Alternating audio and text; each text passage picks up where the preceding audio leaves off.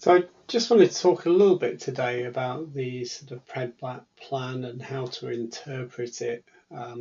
Getting a lot of questions about this, and particularly things like, well, couldn't it be slightly better if this happened, etc. I just wanted to explain it a little bit so that it might help people to understand. So here I've got it set up as if I'm on Agile. I'm actually not an Agile import, I'm an intelligent, but I've just overrode that for the purpose of this video.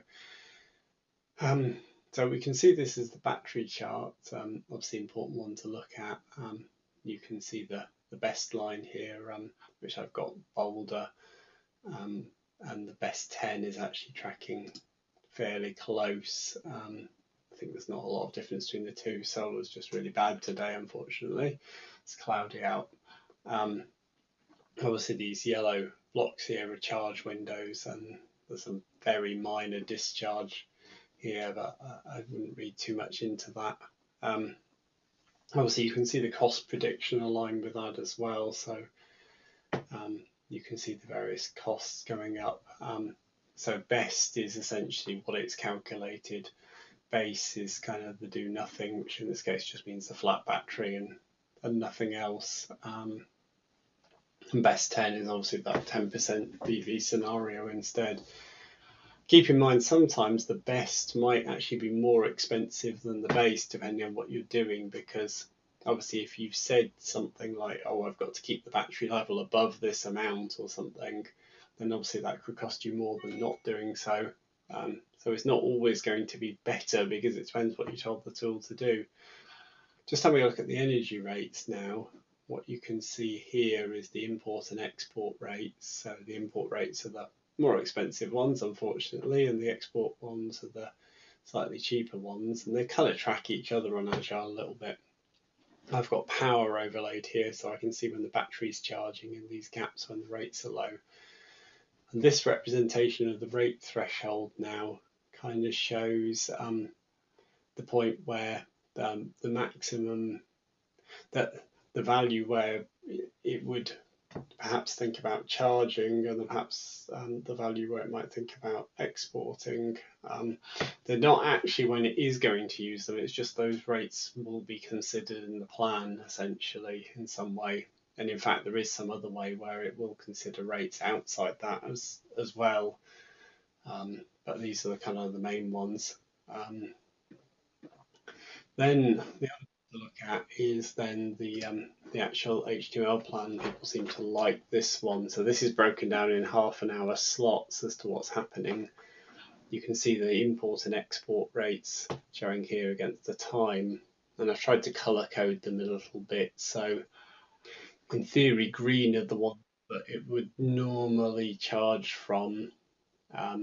The yellow ones or kind of amberish are the ones that you might need if there's a particular hump we need to get over, and the red ones are the ones that it's generally trying to avoid. And then for export, essentially the white ones are not really worth considering. The yellow ones, are kind of in the medium rate, and the red ones are the ones you really want to export on. And then you get to this state information, and this is what's in the plan, what it's actually trying to do. So the freeze charge here is just a little bit of an anomaly, because this says 9:30 and it's now 9:55, so it's actually in 5 minutes this expires. And if you look at this freeze charge and you look at the PV, it's saying I'm actually generating more PV than the load anyway, so really this isn't actually doing anything useful. Sometimes that happens because you get this kind of noise in the plan, so don't pay too much attention to that. Look at the overall. Then you can see some charge slots here, and this tells you the charge limit. So this is set to 97%, and therefore you can see the battery is going up with these up arrows, and it really is charging, and the rate is 18.74. You can see there's some solar coming through here as well. And this is my house load as predicted. And again, the red means higher load.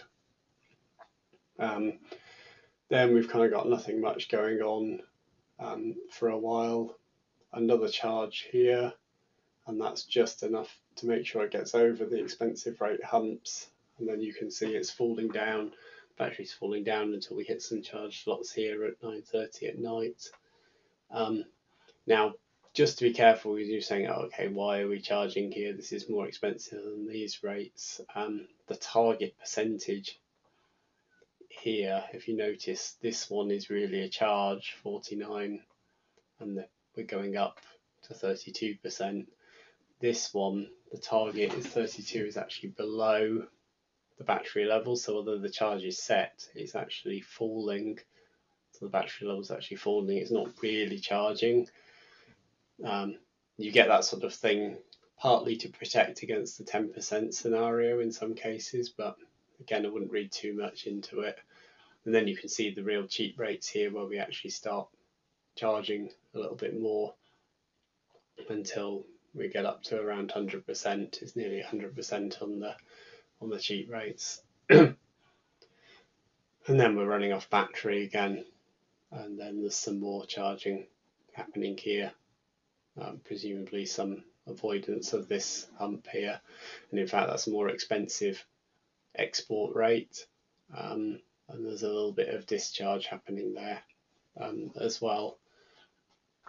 Whether this is worth doing or not, it's a little bit on the marginal side. It'll depend what you've got your losses set to. If you've got higher losses, then it's less worth doing, and that's it really. That explains how the plan's working, and obviously if you tune some of the settings, you're going to get a slightly different plan.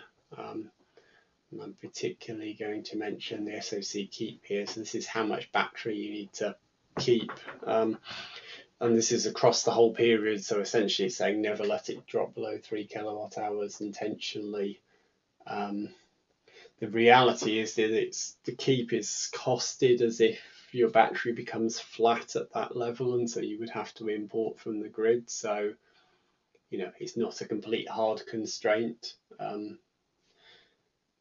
but it's obviously the higher you set that, the more expensive the plan's likely to be. So if I'm going to push that down to 0 and let it recalculate, let's just see what it does here with the cost and the plan. Okay, so that's recalculated. You can see now the plan is much lower battery levels here, and the cost has gone down. You can see how it's changed, because you can see it's dipped here from down to 554. So obviously that keep was bumping the costs up, so you need to be careful on that one. The other thing to mention, it's a bit of an anomaly. Here's the end of the plan, and there's a massive export slot here taking the battery down to 0, but this is not even tomorrow, but kind of the start of the day after, and this kind of tomorrow never happens, so to speak, so don't read too much into that one. And in fact it's moved around again now. You've got a little one and a big one, so those you can kind of ignore the stuff that's too far in the future really, and focus on what's happening the next day. And if I look at the plan again now, you can actually see that the actual rates have moved around now, and some of these are considered more expensive. So we're actually charging on a rate that it considers more expensive still, because it's cheaper to do so.